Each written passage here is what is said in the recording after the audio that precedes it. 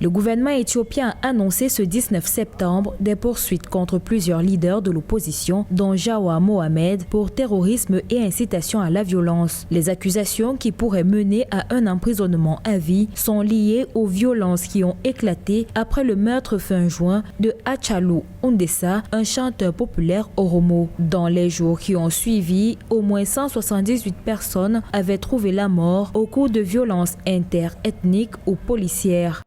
Cette inculpation montre que le procès ne sera ni équitable, ni juste, ni conforme à la Déclaration universelle des droits de l'homme. Les leaders de l'opposition poursuivis n'auront sûrement pas droit à un procès juste et équitable parce qu'ils sont poursuivis pour des faits politiques et dans un état de droit, normalement, on ne poursuit pas une personne pour des activités politiques ou pour ses opinions politiques.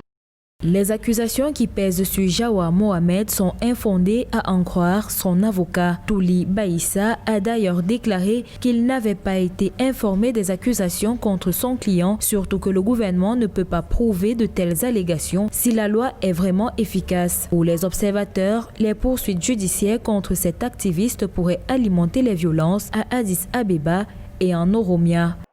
Le pouvoir du Premier ministre Abiy Ahmed, pourtant prix Nobel de la paix, devient de plus en plus dictatorial. Chercher à frapper durement dans sa région d'origine envoie un message à toutes les autres communautés nationales éthiopiennes que le Premier ministre et sa justice n'auront pas la main légère lorsqu'il s'agira de sévir contre les opposants.